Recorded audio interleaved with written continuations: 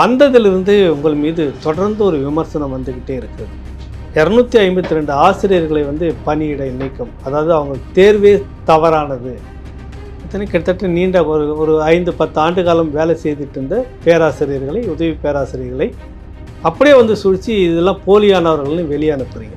எதிர்த்து அவங்க நீதிமன்றத்துக்கு போகிறாங்க, தடை வாங்கிட்டு வேலை செய்துட்டு இருக்கிறாங்க. அங்கே ஒரு பிரச்சனை. ஒன்று நான் கேட்டுருவேன், இந்த பிரச்சனை எதுக்கு வருதுங்க? முதல்ல இல்லை, நமக்கு அதுக்கு ஏன்னா அதுக்கு நாங்கள் வருவதற்கு 8 ஆண்டுகளுக்கு முன்பே பதிவான வழக்கு. இப்போ இந்த தேர்வு எல்லாம் செய்தது அறக்கட்டளை நீங்களா இல்லை நீதிமன்ற மேற்பார்வையா? நீதிமன்ற மேற்பார்வைனா அது எப்படிலாம் நடந்ததுங்க? இல்லை என்னென்னா, ஒரு பேராசிரியர், உதவி பேராசிரியருடைய வேலைக்கு சராசரியாக 40-50 லட்சத்துலேருந்து முடிஞ்ச வரைக்கும் அது 1 கோடி வரைக்கும் பேசப்பட்ட காலகட்டங்கள் ஒன்று இருந்தது. நாங்கள் ஊடகத்தில் இதெல்லாம் வெளிப்படையாக பார்த்துருக்கோம். 132 பணியிடங்கள், எத்தனை கோடி இதுக்குள்ளே பேரம் நடந்திருக்கலான்னு ஒரு விவாதம் பேசப்பட்டது முன்னாடியாக இருந்திருந்தார். இது விலை பேசப்படக்கூடாது அப்படின்றத நீங்கள் நிலையாக நின்றுட்டு இருந்த சந்தித்த சிக்கல் என்னதான்?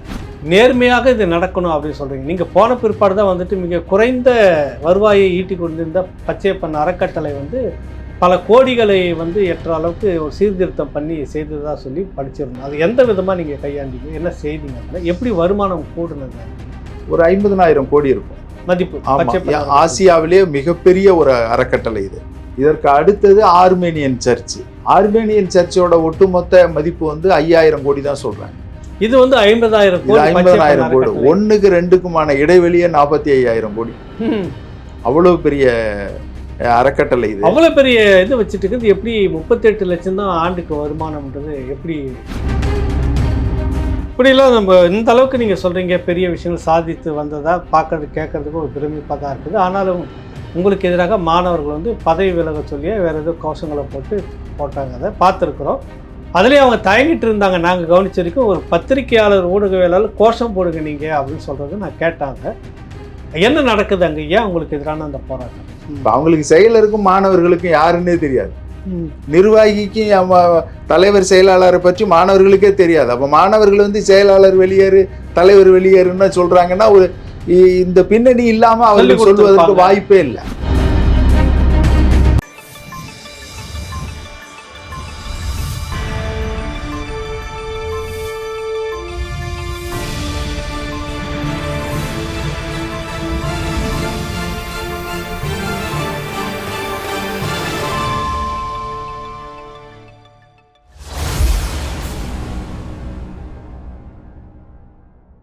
ராவணா பார்வையாளர்கள், தமிழ் உறவுகள் மற்றும் ராவணா நல விரும்புகளுக்கு வணக்கம். முதன்முறையாக பச்சையப்பன் கல்லூரி அறக்கட்டளையில் தற்போது தொடர்ந்து ஒரு சர்ச்சைகள் எழுந்தபடியே இருக்கிறது. மாணவர்களுடைய போராட்டம் என்று, அதற்கு முன்பாக வேறு ஒரு போராட்டம் என்று பல சிக்கல்கள் இருந்திருக்கிறது. அந்த பச்சையப்பன் கல்லூரிக்கு நீதிமன்றமே ஓய்வு பெற்ற நீதியரசர் மதிப்புக்குரிய பார்த்திபன் ஐயா அவர்களையும், ஓய்வு பெற்ற அரசு ஊழியராக இருந்த நெய்வேலி நிலக்கரி சுரங்கத்தில் பொறியாளராக இருந்த சமூக சேவையில் ஈடுபட்ட தோழர் துரைக்கண்ணு அவர்களை செயலாளராக நியமித்திருக்கிறது. நீதிமன்றத்தின் மேற்பார்வையில் ஒவ்வொரு நடவடிக்கையும் இருக்கும்போது தொடர்ந்து அந்த கல்லூரிகளுக்குள்ளாக சர்ச்சைகள் எழுவது ஏன் என்பதை குறித்து விரிவான ஒரு நேர்காணல். தோழர் அவர்களை நம்ம சந்திப்போம். வணக்கம். வணக்கம். உங்களை சந்திக்கிறதுல ரொம்ப மகிழ்ச்சி. உங்களுடைய சிறு குறிப்பு, இந்த வாழ்க்கை வரலாறுலாம் படிச்சிருக்கிறேன். நெய்வேலியில் மிகப்பெரிய ஒரு சமூக சேவைன்றதை செய்து முடிச்சிருக்கீங்க. காணாமல் போன ஒரு ஏரியை மீட்டு மீண்டும் விவசாயத்துக்கு ஒப்படைச்ச ஒரு பெரிய சேவை. கல்வியாளர்களோடு சேர்ந்து கல்வி வளர்ச்சிக்குன்னு நிறைய பாடுபட்டு செய்துட்ருக்கீங்க. அதெல்லாம் ஒரு பக்கம் இருக்குது. அந்த வகையில் நீதிமன்றமே உங்களை பச்சையப்பன் அறக்கட்டளைக்கு செக்ரட்டரியாக கொண்டு உட்கார வச்சுருக்கிறதா நான் நினைக்கிறேன். வந்ததிலிருந்து உங்கள் மீது தொடர்ந்து ஒரு விமர்சனம் வந்துக்கிட்டே இருக்கிறது. 252 ஆசிரியர்களை பணியிட நீக்கம், அதாவது அவங்க தேர்வே தவறானது. இத்தனை கிட்டத்தட்ட நீண்ட ஒரு 5-10 ஆண்டு காலம் வேலை செய்துட்டு இருந்த பேராசிரியர்களை, உதவி பேராசிரியர்களை அப்படியே சுழிச்சு இதெல்லாம் போலியானவர்கள்னு வெளியே அனுப்புறீங்க. எதிர்த்து அவங்க நீதிமன்றத்துக்கு போகிறாங்க, தடை வாங்கிட்டு வேலை செய்துட்டு இருக்கிறாங்க. அங்கே ஒரு பிரச்சனை. ஒன்று நான் கேட்டுருவேன், இந்த பிரச்சனை எதுக்கு வருதுங்க? முதல்ல இல்லை, அது அவங்க 14 பணியமர்த்தப்பட்டவர்கள். சரிங்க ஐயா. 14 பணியமர்த்தப்பட்ட போதே அவர்கள் முறையான தகுதி இல்லாத ஆசிரியர்களை பணியமர்த்திருக்கிறார்கள் அப்படின்னு சொல்லி அதனால் பாதிக்கப்பட்டவர்கள் நீதிமன்றத்துக்கு அப்பயே போயிட்டாங்க. ஓ, அப்பவே போயிட்டாங்க. 14 வழக்கு பதிவாயிடுச்சு. அது வந்து அறங்காவலர்கள் இருந்தபோது பணியமர்த்தப்பட்டவர்கள். இந்த மாதிரி கோர்ட்ல ஜட்ஜி நிர்வாகியாவோ அல்லது ஒரு செயலர் இது மாதிரி தனியா போட்டப்போ நடக்கல. அது அறங்காவலர்களே அந்த பணி நியமனத்தை செய்தார்கள். அதுல தான் முறைகேடுகள்னு சொல்லி அதனால் பாதிக்கப்பட்டவர்கள் நீதிமன்றத்துக்கு போயிருக்காங்க. அதுல இருந்து அந்த வழக்கு நடந்துகிட்டு இருந்துச்சு. நாங்க வந்து பணியில் சேர்க்கிற போது அதுக்கு தீர்ப்பு வருகிறது. ஓ, அப்பதான் வருது, அப்பதான் தீர்ப்பு வருது. அதனாலதான் இப்ப நாங்க அந்த வழக்கை நடத்தின மாதிரியான ஒரு பிம்பம் வெளியில வந்து கட்டமைக்கப்பட்டிருக்கு. அதுக்கும் நமக்கு எந்த தொடர்பும் நல்ல கண்ணு செக்ரட்டரி நீங்க வந்து அந்த 252 பேர் சுழிச்சு வெளியில அனுப்பல இல்ல. நமக்கு அதுக்கு ஏன்னா நாங்க வருவதற்கு 8 ஆண்டுகளுக்கு முன்பே பதிவான வழக்கு. பாதிக்கப்பட்ட வேலை கிடைக்கல, தகுதி இருந்து எங்களுக்கு கிடைக்கலன்னு சொல்லவங்க போட்ட வழக்கு அது. ஆமா, சரிங்க ஐயா. அதனால இதுக்கு முழுக்க முழுக்க வந்து பாதிக்கப்பட்டவர்கள் தான் வழக்கை. அது நீதிமன்ற நடவடிக்கையின் பேர்ல அவங்க வந்து. ஆமா, சரிங்க, சஸ்பெண்ட் செய்யப்பட்டாங்க எல்லாரும். ஆமா. பிறகு என்ன நடந்ததுங்க அதுல? அது ஒரு தனி நீதிபதியின் தீர்ப்புல வந்து 234 தகுதி இல்லாமல் வந்து உள்ள பணியமர்த்தப்பட்டிருக்கிறார்கள் சொல்லி சிங்கிள் ஆர்டர்ல எல்லாம் 234 பணி நீக்கம் செய்துட்டார். அவங்க தடையானை, அந்த ஆணைக்கு தடையானை பெற்று தொடர்ந்து பணியில் இருக்கிறார்கள். அந்த வழக்கும் தொடர்ந்து நடந்துகிட்டு இருக்கு. தொடர்ந்து அந்த வழக்கு போய்கிட்டு. இதுக்கு நீங்க எப்படி பொறுப்பாவீங்க? உங்க மேல ஏன் அந்த விமர்சனம் வருது? எந்த விதத்திலையும் நாங்க பொறுப்பு இல்லை. நானோ அல்லது இப்பொழுது இருக்கிற நிர்வாகியோ யாருமே பொறுப்பு கிடையாது. ஏன்னா அந்த வழக்கை நடத்துகிறவர்கள், வழக்கை போட்டவர்கள் வேற ஒரு பாதிக்கப்பட்ட பேராசிரியர்கள். நம்ம இன்னைக்கு இருக்கிறதுனால அவர்கள் வந்து இதை நம்மோடு இணைத்து வெளியில் பார்க்கிறவர்களுக்கு ஒன்றும் தெரியாதுங்கிறதுனால அப்படி ஒரு பொய் குற்றச்சாட்டை பரப்பிக்கிட்டு இருக்கிறாங்க. உண்மையாது இல்லை. சரி, பிறகு வந்து ஒரு 132 நினைக்கிறேன் பணியிடங்கள், காலி பணியிடங்கள் உதவி பேராசிரியர்களுக்கு நியமிக்கிறதுக்காக வேண்டி நடந்த அந்த ப்ராசஸ் நடைமுறையில் 2 விதமான குற்றச்சாட்டு. ஒன்று, ஏற்கனவே அந்த கல்லூரிகளில் பகுதி நேர வேலையாக செய்து கொண்டு தகுதியோடு இருக்கக்கூடியவர்களுக்கு நீங்கள் வாய்ப்பு கொடுக்கவில்லை என்ற ஒரு குற்றச்சாட்டு. இன்னொன்று, முன்னுரிமை, இந்த மாதிரி வேலை செய்துட்டு முன்னுரிமை கொடுக்கல, இதுலேயும் முறைகேடு இருக்கிறது அப்படின்ற மாதிரியான ஒரு குற்றச்சாட்டு வெளியில் பேசிக்கிட்டு இருந்தது. இதை தாண்டி நியமனத்தில் ஏகப்பட்ட இழுபறி, நீதிமன்றம் ஒன்று சொல்லித்தான் செய்ய வேண்டிய ஒரு இடத்துக்குள்ளே தள்ளப்பட்டது. இல்லை, இந்த ப்ராசஸில் என்ன நடக்குது? இதில் என்ன தான் சிக்கல் நடந்ததுங்க ஐயா? இல்லை, இப்போ கௌரவ விரிவுரையாளர்களை எடுத்ததில் வந்து இந்த தற்காலிகமாக இருந்தவர்கள் எல்லாம் அந்த காலியாக இருந்த இடங்கள்ல தற்காலிக பேராசிரியர்களை போட்டு நடத்திக்கிட்டு இருந்தோம். அந்த தற்காலிக பேராசிரியர்களை நியமிப்பதில் கூட முறையாக வெளிப்படையாக வந்து இதற்கு முன்னாடி இருந்த முறைகேடுகள் எல்லாம் இல்லாம, யாரிடமும் எந்த ஒரு ரூபாயும் வாங்காமல் தகுதியான பேராசிரியர்களை வைத்து நேர்காணல் நடத்தி அந்த ஆசிரியர்களை பணி நியமனம் பண்ணணும். அதுல மெரிட்டோரியஸா உள்ளவங்களை நாங்க போட்டோம். அதுக்கு பிறகு 10 ஆண்டுகளா நிரப்பப்படாம இருந்த அந்த காலி இடங்களுக்கு நிரந்தர பேராசிரியர்களை கொடுக்கணும், வந்து நியமிக்கணும் அப்படிங்கிற அந்த அடிப்படையில தான் முறையாக அதை பட்டியல் தயார் செய்து நிரப்பணும். அது வந்து ஒரு அகில இந்திய அளவிலான ஒரு போட்டியில் எடுக்கக்கூடிய அந்த தேர்வு. அது ஆமா, யூனிவர்சிட்டி கிராண்ட் கமிஷனோட வழிகாட்டுதல்ல உள்ள முறைப்படி நாங்க அதை பண்ணணும். அதுல பண்ணும்போது நம்ம வந்து மெரிட்டையும் ஆல் இண்டியா லெவல்ல தான் பார்க்கணும். அந்த அடிப்படையில போட்டதுனால தான் இவர்களை வந்து நம்ம இதுல நிறைய வந்திருக்காங்க. தற்காலிக கௌரவ விரிவுரையாளர்களா இருந்தவர்களும் உள்ள அந்த இதுல போட்டிட்டு உள்ள வந்திருக்கிறாங்க. ஆனா அவ்வளவு பேரையும் கொடுக்க முடியுமான்னா அது கொடுக்க முடியாது. போட்டிய பொது போட்டி அது. அப்ப அதுல போட்டிட்டு வென்றவர்கள் உள்ள நிறைய வந்திருக்கிறாங்க. ஆனா இவர்களுக்கே கொடுத்தா நல்லா இருக்குமேன்னு எதிர்பார்க்கறாங்க. அது நம்ம போட்டியில அது ஒன்றும் செய்ய முடியாது. இப்ப இந்த தேர்வு எல்லாம் செய்தது அறக்கட்டளை நீங்களா இல்லை நீதிமன்ற மேற்பார்வையா? நீதிமன்ற மேற்பார்வைனா அது எப்படிலாம் நடந்ததுங்க? இல்லை, அதை நம்ம பொதுவாக வந்து இந்த பட்டியலை வந்து தமிழக அரசினுடைய ஒப்புதலை பெற்று தான் விளம்பரம் செய்யணும் அப்படின்னு தமிழக அரசுலேருந்து உயர்கல்வித்துறையிலேருந்து நமக்கு அறிவுறுத்தினாங்க. அப்போ நம்ம அதை நீதிமன்றத்துக்கு கொண்டு போனப்போ, இல்லை நீங்கள் இதுக்கான ஆல்ரெடி இது வந்து ஒப்புதல் பெற்ற இடங்கள் அப்படிங்கிறதுனால நீங்கள் அங்கே போக வேண்டியதில்லை, நீங்களே வந்து இப்போ செய்யலாம் அப்படிங்கிற செய்யலாம், நேரடியாக வந்து செய்யலான்னு ஒரு ஆணை எங்களுக்கு வந்து நீதிமன்றம் கொடுத்துச்சு. அதை வச்சுக்கிட்டு தான் நம்ம விளம்பரம் கொடுத்தோம். அப்புறம் முறையாக அதற்கு தேர்வை நேர்காணல் நடத்துவதற்கு பேராசிரியர்கள் பல்கலைக்கழகத்திலேருந்து வரணும். அது கொடுத்துட்டு அதில் ஒரு 84 பேராசிரியர்கள் ஒரே நாளில் வந்து மாஸ்கட்டு வரலைன்னு சொல்லி எல்லாருமே ஒரு மெயில் கொடுத்தாங்க. அப்புறம் அந்த மெயிலை நீதிமன்றத்தில் கொடுத்தோம். நீதிமன்றம் அதை வன்மையாக கண்டிச்சுட்டு யார் யாரெல்லாம் இப்போ நேர்காணலுக்கு போக விருப்பப்படுகிறார்களோ அவர்களை இந்த 84 இல்லாமல் வில்லிங்னஸ் வாங்கி அவங்கள அனுப்பி விடுங்க அப்படின்னு சொன்னாங்க. அப்படி வந்து அவங்க அது மாதிரி வந்தவங்க தான் நேர்காணல் சிறப்பாக நடந்தது. 132 பேர் அந்த செலெக்ஷன் முடிஞ்சு லிஸ்ட்டை நாங்கள் அப்ரூவலுக்கு அரசோட ஒப்புதலை யூனிவர்சிட்டிக்கு அனுப்பினோம். யூனிவர்சிட்டி குவாலிஃபிகேஷன் அப்ரூவல் கொடுத்தாங்க. அதுக்கு பிறகு இப்போ உயர்கல்வித்துறைக்கு கொடுத்துருக்குறோம். அவர்களுடைய ஒப்புதலுக்காக காத்துக்கிட்டு இருக்கிறோம். இந்த 132 பேரும் வந்தவர்கள் என்ன மதிப்பீடு இந்த நேர்காணலில் வச்சுருக்காங்க, என்ன கருதுறாங்க, என்ன நினைக்கிறாங்க? புதியதாக 132 பேர் அவர்களை பொறுத்த அளவில் வந்து இவ்வளவு வெளிப்படையாக நேர்மையாக ஒரு மெரிட்டோரியஸாக எடுத்ததை பெரும் பெருமையாக தான் நினைக்கிறாங்க. இன்றைக்கு இருக்கிற சூழ்நிலையில் எந்த ஒரு ஆசிரியரிடமிருந்து ₹1 காசு யாரும் வாங்காமலும் யாரையும் வாங்க விடாமலும் உறுதியாக அது நின்று பண்ணணும்.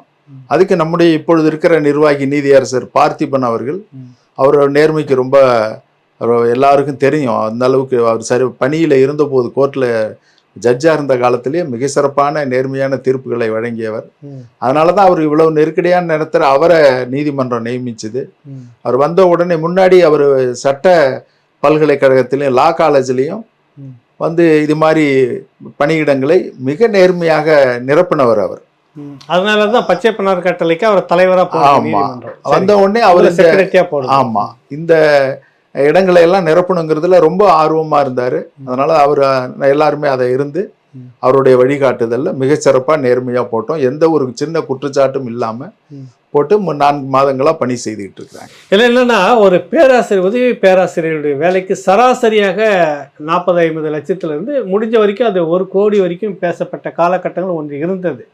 நாங்கள் ஊடகத்தில் இதெல்லாம் வெளிப்படையாக பார்த்துருக்கோம். 132 பணியிடங்கள் எத்தனை கோடி இதுக்குள்ள பேரம் நடந்திருக்கலான்னு ஒரு விவாதம் வந்து பேசப்பட்டது முன்னாடியாக இருந்திருந்தா. இப்போ வந்து நீங்கள் சொல்கிற மாதிரி நீதியரசர் ஓய்வு பெற்ற நீதியரசர் பார்த்திபன் அவர்கள் வந்து ஏற்கனவே எப்படி இருந்தாலும் எல்லாருக்குமே தெரியும். நீங்களும் எந்த விதமான சமூக சேவைகள் இருந்தீங்கன்றது தெரியும். அதனால தான் அவங்க 2 பேரும் அந்த பச்சைப்பனார் கட்டளைக்கு போட்டிருக்கிறாங்கன்றது வரைக்கும் தெரியும். இந்த விடயத்தில் வந்துட்டு இந்த பணம் இல்லாமல் உண்மையிலே தகுதியுடைய ஒரு பாமரனுக்கு அந்த இடம் கிடைக்கணும். தகுதியுடைய பாமரனோ பணக்காரனோ தகுதியுடைய ஒருவருக்கு கிடைக்கணும். இது விலை பேசப்படக்கூடாது அப்படின்றதுல நீங்கள் நிலையாக நின்றுட்டு இருந்த சந்திச்ச சிக்கல் என்ன? அதில்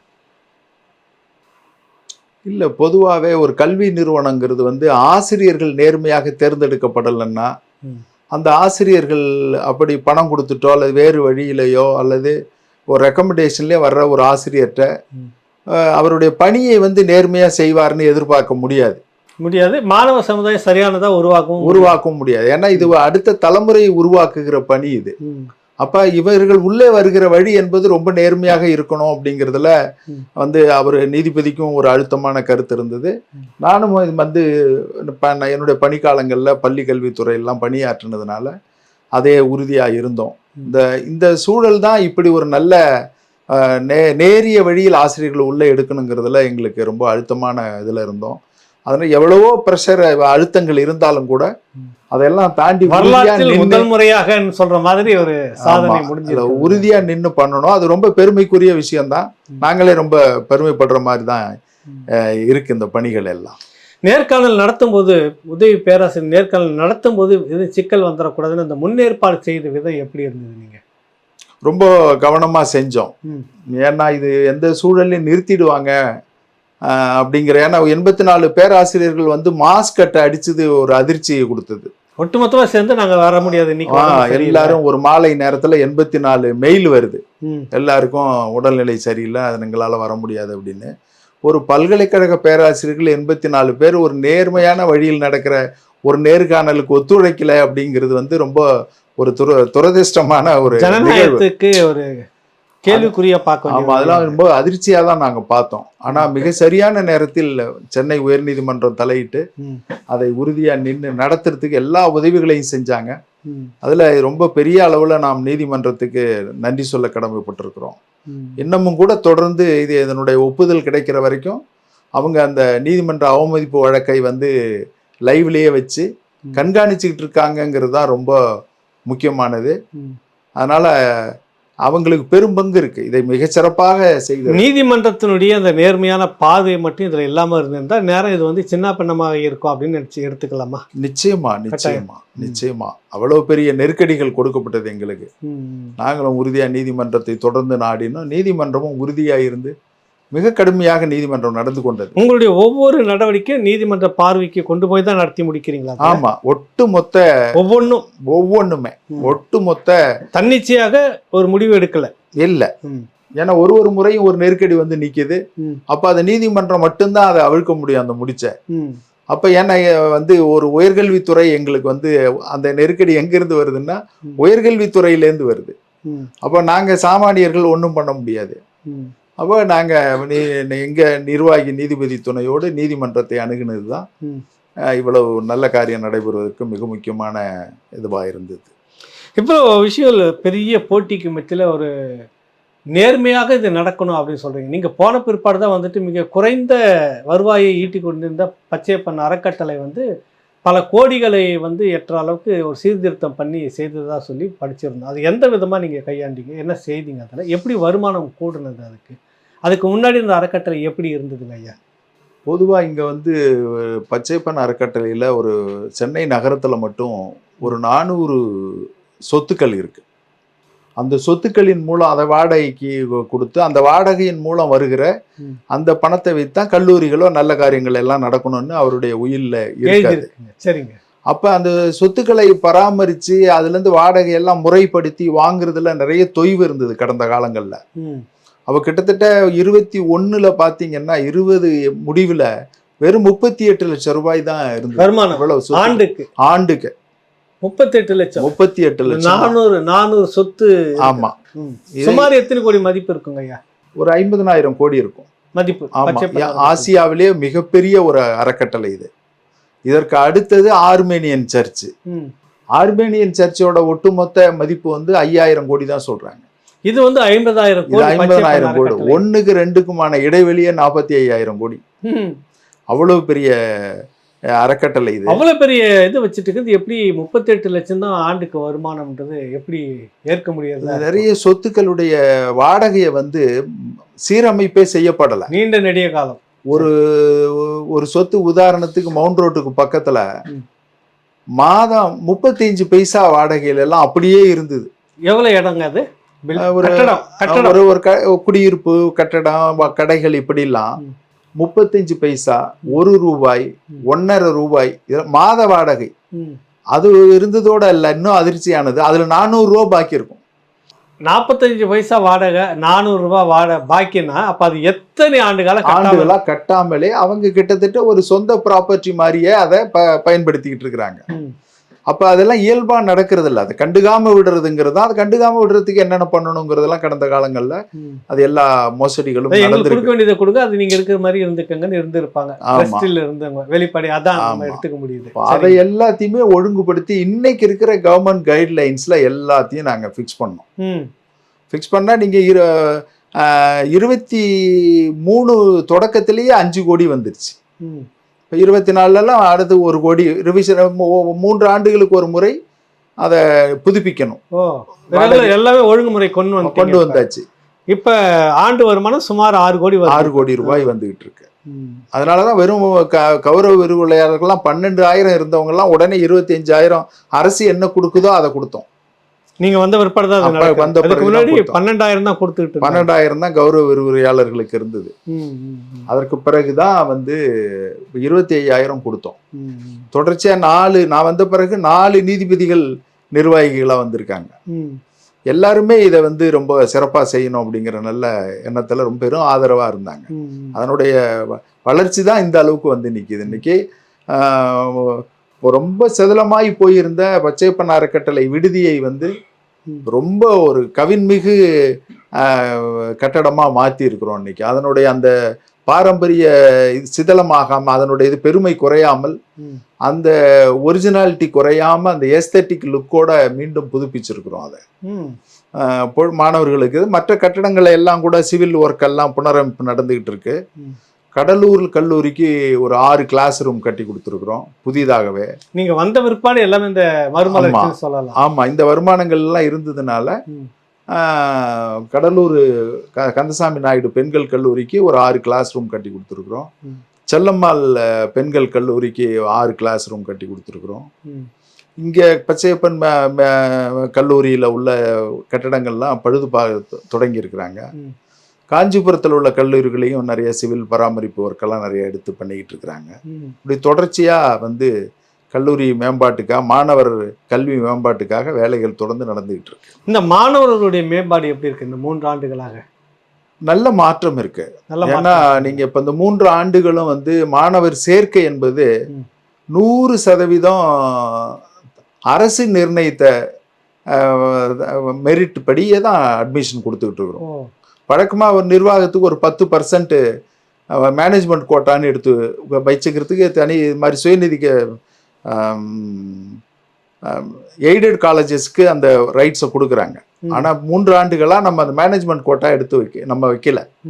100% மெரிட்டோரியஸாக லிஸ்ட்டு போட்டு இடஒதுக்கீடு அடிப்படையில் ஓப்பனில் ஒட்ட சொல்லி அட்மிஷன் நடத்துகிறோம். ஒருவருக்கு கூட தகுதி உள்ளவர்கள் பயன்பெறும். ஆமா, அதனால 3 ஆண்டுகள் தொடர்ச்சியா இது நடந்ததுனால மாணவர்கள் ரொம்ப நல்ல படிப்புல ஆர்வம் உள்ள தரமான மாணவர்கள் உள்ளே வர்றது நடந்திருக்கு. அதனாலதான் அவ்வளவு அமைதியா நடந்துகிட்டு இருக்கு. எல்லா கல்லூரிகளுமே நல்லா சிறப்பா நடந்துகிட்டு இருக்கு. இப்படிலாம் நம்ம இந்த அளவுக்கு நீங்க சொல்றீங்க, பெரிய விஷயங்கள் சாதித்து வந்ததா பார்க்கறது கேட்கறதுக்கு ஒரு பிரமிப்பா தான் இருக்குது. ஆனாலும் உங்களுக்கு எதிராக மாணவர்கள் போராடக்கூடிய ஒரு சூழ்நிலை வந்திருக்குது. நம்ம ஒரு சில நாட்களுக்கு முன்பாக உங்களுக்கு எதிராக மாணவர்கள் பதவி விலக சொல்லியே வேறு ஏதோ கோஷங்களை போட்டாங்க. அதை பார்த்துருக்குறோம். அதுலேயும் அவங்க தயங்கிட்டு இருந்தாங்க. நாங்கள் கவனிச்ச வரைக்கும் ஒரு பத்திரிகையாளர், ஊடகவியலாளர் கோஷம் போடுங்க நீங்கள் அப்படின்னு சொல்கிறது நான் கேட்டாங்க. என்ன நடக்குது அங்கே? ஏன் உங்களுக்கு எதிரான அந்த போராட்டம்? இல்லை, இவ்வளவு மாற்றங்கள் வரும்போது இதையெல்லாம் அனுபவித்து இருந்தவர்கள் எல்லாம் அவங்களுக்கு அவங்க அமைதியாக இருக்க முடியாது இல்லை. அப்போ பாடம் நடத்தாத ஆசிரியர்கள் மீது நடவடிக்கை எடுக்கிறோம். அது அவர்கள் மாணவர்கள் இந்த போராட்டங்களின் பின்னணியிலெல்லாம் அப்படி பாதிக்கப்பட்ட ஆசிரியர்கள் இருக்கிறாங்க. அது மாணவர்களுக்கு தான் அந்த நம்ம விழிப்புணர்வை கொடுக்கணும். எங்களுக்கு எல்லாம் தெரியுது என்ன நடக்குதுன்னு. அதனால தான் ரொம்ப நிதானமாகவும் ரொம்ப மாணவர்களை ரொம்ப முறையாகவும் கையாளணும்.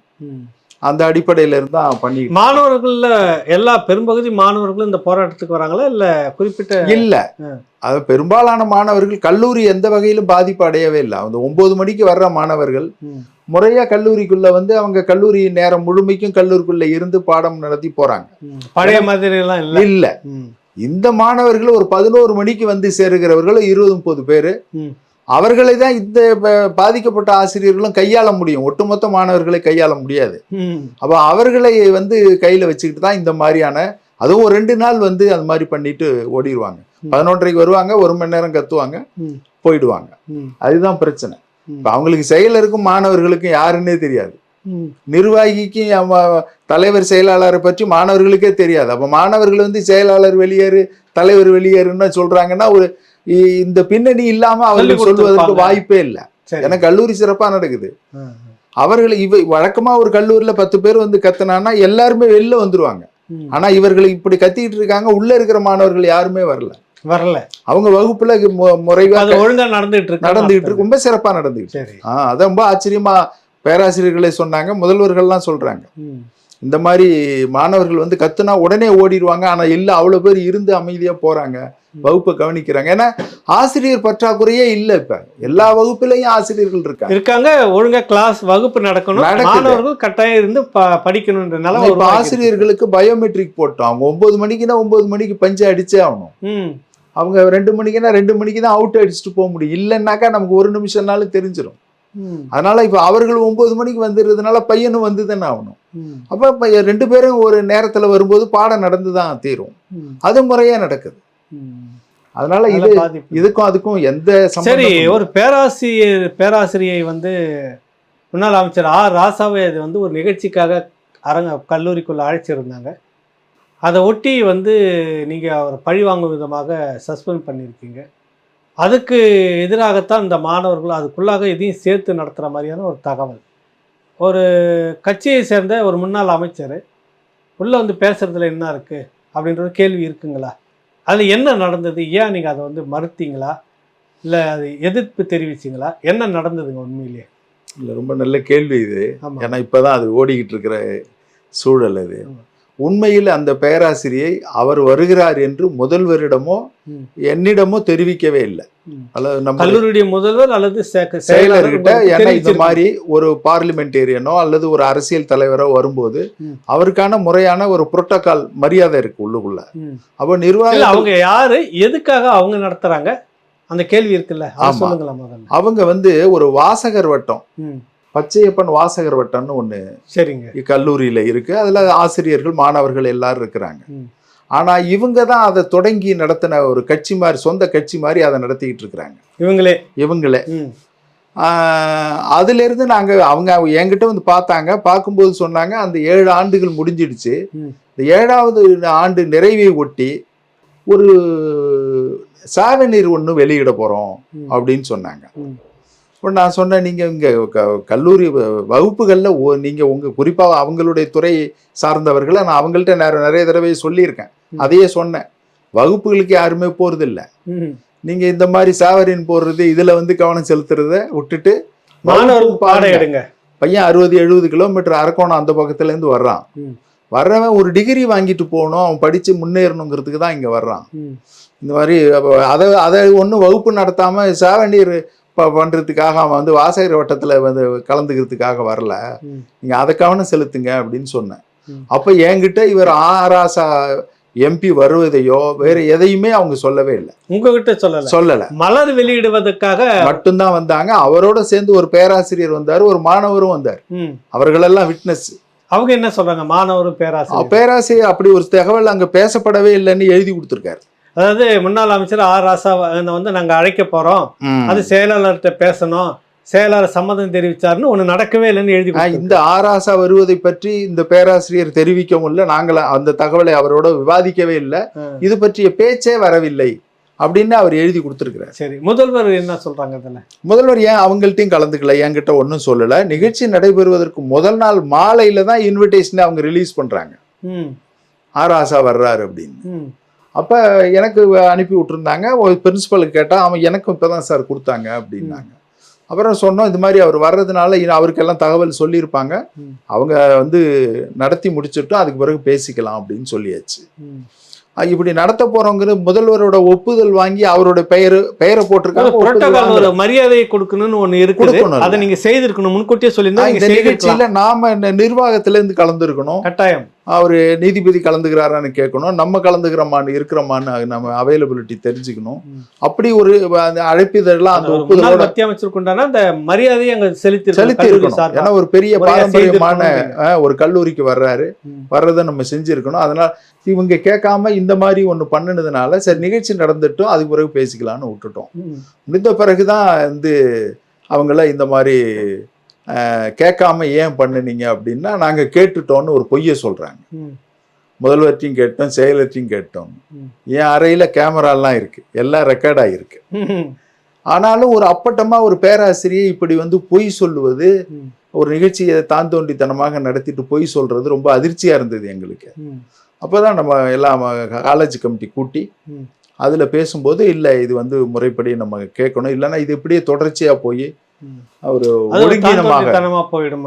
ஒரு கல்லூரிக்குள்ள வந்து இப்போதான் ஒழுங்குபடுத்தி கொண்டு வந்துகிட்டு இருக்கிறோம், மீண்டும் வந்து ஒரு ஒழுங்கினமாக போகிறதுக்கு வாய்ப்பாகுங்கிறதுல இருந்தால் அவங்கள பணியிடை நீக்கம் செஞ்சோம். நீங்க வந்து எனக்கு தெரிஞ்சு நான் அறிஞ்ச வகையில் நீண்ட நெடிய காலமாக தீவிர இடதுசாரி சிந்தனையாளர், நீங்கள் அது மறுக்க முடியாது. கல்வி காலத்தில் கூட நீங்கள் சேர்ந்து வேலை செய்ததெல்லாம் கிட்டத்தட்ட திராவிட மற்றும் இடதுசாரி தோழர்களோடு இணைஞ்சு தான் நீங்கள் வேலை செய்துட்ருக்கீங்க. தோழர் கல்யாணி, இன்னும் நிறைய பேர் வந்துட்டு இந்த விடயத்தில் கூட வந்து நீங்கள் ஆர் ராசா முன்னாள் மத்திய அமைச்சர் முறைப்படி புரோட்டோக்கால் அவருக்கு கொடுக்க வேண்டிய முறையை நம்ம செய்திருக்கணும், முன்கூட்டியே இப்படி தான் முடிவு பண்ணிட்டு செய்திருந்தால். ஆனால் தான் தோன்றித்தனமாக செய்ததற்காக இப்படி செய்து ஒரு நடவடிக்கை நீங்கள் எடுத்திருக்கீங்க. முறைப்படி செய்து முதல்வர் கலந்துருக்கணும், செக்ரட்டரி கலந்துருக்கணும், நீதியரசர் தலைவர் அவர் கலந்துட்டு இருக்கணும், அமைச்சரும் கலந்துட்டு பங்கெடுத்துக்கிறப்ப அதுக்கான ஒரு அங்கீகாரமாக இருந்திருக்குன்றது நீங்கள் சொல்கிற நியாயத்தை புரியுது. ஆனால் செய்தி இப்போ என்ன ஓடிட்டுருக்குன்னா, திமுக அமைச்சரை அழைத்ததற்காக வேண்டி செக்ரட்டரி அவர்கள் பழிவாங்கும் விதமாக பணியிடை நீக்கம் செய்திருக்கிறார். இன்னைக்கு வரைக்கும் செய்தி ஓடிக்கிட்டு இருக்கு பிரதலம், அது அந்த கட்சி சார்பு ஊடகங்கள்ல. இந்த முரண்பாட்டை எப்படி பார்க்குறீங்க நீங்கள்? இல்லை, அவங்க புரியாமல் செய்கிறாங்கன்னு தான் நான் நினைக்கிறேன். ஏன்னா அதனோட நோக்கமே வேற. உள்ளபடியே குறைந்தபட்சம் அவர்களாவது எங்க நிர்வாகிகளை யாருமே இல்லையே அப்படின்னு கேட்டிருக்கணும். முதல்வர் கூட அந்த நிகழ்ச்சியில இல்லை. இவங்க முதல்வரே இல்லாம ஒரு நிகழ்ச்சி நடக்குது, ஒரு முன்னாள் அமைச்சர் வந்து பேசுறாரு. குறைந்தபட்சம் அப்பயாவது அவர்களை சுற்றி உள்ளவர்கள் கேட்டிருக்கணும். அல்லது ஒப்புதல் கேட்கிறப்பயாவது குறைந்தபட்சம் அவங்க யாரும் கேட்கலையேங்கிற மாதிரியாவது சொல்லியிருக்கணும். அந்த மாதிரி எந்த இதுவும் இல்லை. கூட்டம் முடிஞ்சிச்சு, போயிட்டாங்க. இப்ப மீண்டும் வந்து இவர்களுடைய நோக்கம், அந்த ஆசிரியருடைய நோக்கமே வந்து இதை எப்படியாவது அரசியலாக்கணும், உங்களுக்கு எதிரான அரசியலா மாற்றணும் அப்படிங்கிறது தான் அவங்களோட நோக்கம். அது கிட்டத்தட்ட ஒரு பாதி அதுல வெற்றி அடைஞ்சிட்டாங்கன்னு நினைக்கிறேன். அதான் இந்த ஸ்க்ரோலிங் போறது. அதை வந்து அவர்களை ஏதோ நம்ம அவரை தனிப்பட்ட முறையில் வந்து அவர் வந்ததுனால நடவடிக்கை எடுத்தோங்கிற மாதிரி ஒரு செய்தியாக ஆக்குனதுல ஒரு பாதி வெற்றி அடைஞ்சிட்டாங்கன்னு தான் நினைக்கிறோம். ஆனா உண்மை அது இல்லை. அதான் நீங்க சொல்ல ஒரு விஷயம், ஒரு முன்னாள் மத்திய அமைச்சர் வர்றாங்க, அந்த கல்லூரி நிர்வாக ஒரு ட்ரஸ்ட், ஒரு புரோட்டோக்கால்னு ஒன்று முறை இருக்குது. ஒரு அமைச்சர், முன்னாள் அமைச்சர் வரும்போது எப்படி எல்லோரும் சேர்ந்து நின்று அவருக்கு உண்டான அந்த அங்கீகாரம் அந்த நிகழ்ச்சியை நடத்தி இருக்கணும் சொல்லி இருந்தால் அதை நாங்கள் செய்திருப்போமே. தன்னிச்சையாக ஏன் அதை நீங்கள் செய்தீங்கிறதுக்காக நடவடிக்கை நீங்கள் எடுத்தீங்க. அதுவும் இப்போ நீங்கள் இந்த போக்கை விட்டோம்னா வருங்காலத்தில் இது மாதிரி எல்லாரும் செய்யக்கூடிய ஒரு வாய்ப்பு இருக்கும். அப்படி நடந்துடக்கூடாதுன்றதுக்காக நீங்கள் இதை செய்திருக்கீங்க. ஆனால் அரசியல் வேற மாதிரி இல்லை ஓடுது. இல்லை, இதுக்கு முன்னாடியே ஆசிரியர் வீரமணி வந்தாங்க. அந்த நிகழ்ச்சியில நானும் கலந்துக்கிட்டேன், நீதியரசரும் நம்முடைய நிர்வாகியும் கலந்துக்கிட்டார். பார்த்திபன் ஐயா நீதியரசர் இல்லை, அதுக்கு முன்னாடி நீதியரசர் ஜெகதீசன் இருந்தாங்க. நாங்க 2 பேருமே கலந்துக்கிட்டு 2 மணி நேரம் நிகழ்ச்சி நடந்தது. நாங்களும் கலந்துக்கிட்டுலாம் பேசணும். அதான் ஒரு முறை. அதான் முறை. அவரை நாங்களே ரிசீவ் பண்ணோம், அழைச்சிட்டு வந்தோம், கூட்டத்தை நடத்தி முடிச்சு அனுப்பி வச்சோம். அதனால அரசியல்ல இவர்கள் வருவதை எதிர்ப்பதற்காக நாங்க யாரு? நாங்க என்ன அரசியலா பண்றோம்? நாங்க ஒரு நிர்வாகம் நடக்குது, நிர்வாகத்தை ஒழுங்குபடுத்திக்கிட்டு இருக்கிறோம். மற்றபடி அவர்கள் ஒன்றும் எங்களுக்கு வேண்டாதவர்கள் இல்லையே. அதாங்க. அதனால இந்த பிரச்சனை ஏன் வந்து முன்னெடுக்கிறாங்க? இப்ப திமுகவை அழைத்ததற்காக வேண்டி பழிவாங்கப்பட்டார்னு ஏன் அதை முன்னெடுக்கணும்? காரணம் என்ன இருக்குங்க? அது ஏதோ அவர்களுக்கு வேண்டியவர்கள் ஏதோ அது மாதிரி தவறான ஒரு பிரச்சாரத்தை பண்றாங்க. உண்மை அது இல்லை. இவர்களுக்கு பக்கம் நியாயம் இல்லாதனால இன்னொன்று இது மாதிரி அரசியல் படுத்துறாங்க. இவர்கள் நியாயமா இருந்தா கேட்டுட்டு முறையை எல்லாரையும் வச்சு சிறப்பாகவே செஞ்சிருக்க முடியுமே. ஒரு பேராசிரியை இப்படி பாலிடிக்ஸ் பண்றதுதான் அதிர்ச்சியா இருக்கு.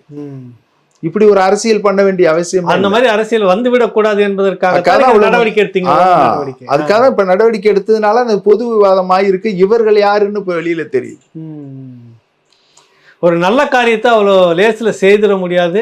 அதுக்கு ஏகப்பட்ட சிக்கல்களும் தடைகளும் சந்தித்தாக வேண்டும் என்பதற்கு நீங்களும் நீதியரசர் பார்த்திபன் ஐயா அவர்களும் இருக்கிறத கவனிக்க முடியுது. எதிர்த்தரப்பில் இது சம்பந்தமாக ஏற்கனவே செய்திகள் போட்டிருந்தப்போ கூட பேசியிருந்தாங்க. தொடர்ச்சியாக பச்சையப்பன் அறக்கட்டளையினுடைய கீழே இருக்கக்கூடிய இந்த கல்வி நிலைகள் இப்போ வந்து ஒரு பெரிய அளவில் முன்னேற்றத்தை நோக்கி சென்று கொண்டிருப்பதாக பரவலாக பொதுமக்கள் மத்தியில் ஒரு கருத்து இருக்கிறது. அது தொடரணும் என்பது தான் எல்லாருடைய விருப்பமும் கூட. இந்த சவாலை நீங்கள் எப்படி எதிர்கொள்ளுவீங்க? ஒன்றும் இல்லை, இது மாதிரி தனி மனித வசைப்பாடுதலை வந்து தொடர்ந்து செய்கிறாங்க. தாங்குற நமக்கான மனப்போக்குவம் இல்லைன்னா இந்த வேலைகள், இந்த மாதிரி வேலைகளை தொடர்ந்து செய்ய முடியாது. ஏன்னா இப்போ நமக்கெல்லாம் உள்ள ஒரு பெரிய தார்மீக ரீதியான பலம் என்பதே நேர்மையாக இருப்பதும் சரியாக செய்வதும் ஒரு சமூகத்தின் பால் வந்து அக்கறையோடு வேலை செய்வது மட்டும்தான் மையமாக வச்சு நாங்கள் செஞ்சுக்கிட்டு இருக்கிறோம். இதை சோதிக்கிற மாதிரி செஞ்சாக்க நாம் தொடர்ந்து உறுதியாக நிற்கணும் அப்படிங்கிறதா மேலும் மேலும். அப்படி ஒரு நீங்கள் சொன்ன மாதிரியே ஒரு நல்ல காரியத்தை அவ்வளோ இயல்பாக செஞ்சிட முடியாது இன்னைக்கு இருக்கிற சமூக சூழல்ல. இதையெல்லாம் தாங்குகிற அளவுக்கு, அவதூறுகளை எல்லாம் தாங்குகிற அளவுக்கு மனப்போக்குவம் இல்லைன்னா ஒன்றும் செய்ய முடியாது. நாங்களும் அரசு பணியிலெல்லாம் இருந்து இதெல்லாம் பார்த்துட்டு தான் வந்துருக்கிறோம். அதனால இருக்கிற வரைக்கும் நம்ம சிறப்பாக செஞ்சுட்டு போயிடணும். ரொம்ப ஒரு தாழ்ந்து கிடக்கிற அந்த நிர்வாகத்தை நல்ல முறையில் உயர்த்தி ஒரு ஒழுங்குபடுத்தினோம்னா அனதர் 30-40 வருஷத்துக்கு மிக சிறப்பாக நடைபெறும் அப்படிங்கிற பெரும் நம்பிக்கை இருக்கிறது. அதனால அந்த நம்பிக்கையோட தான் வேலை செஞ்சுக்கிட்டு இருக்கோம். இந்த நம்பிக்கை வந்து பொய்த்து போகக்கூடாது என்பதுதான் பாமர மக்கள், சாமானிய மக்களுடைய ஒரு எதிர்பார்ப்பாக இருக்கிறது. ராவணாவின் எதிர்பார்ப்பும் அதுதான். தொடர்ந்து சந்திப்போம், பேசுவாங்க. மகிழ்ச்சி, நன்றிங்க.